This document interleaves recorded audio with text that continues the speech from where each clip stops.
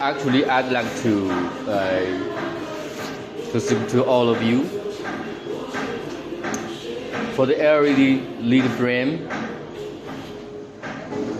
molds is very precisional. Why? Because now in worldwide the LEDs are so many.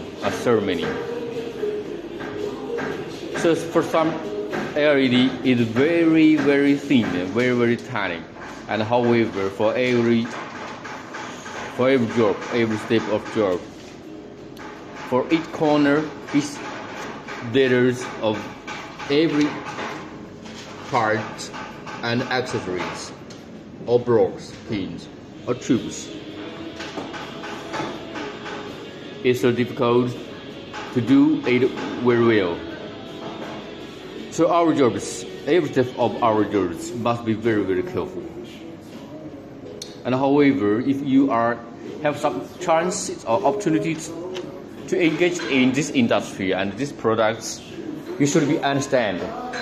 Yeah, this job is very difficult.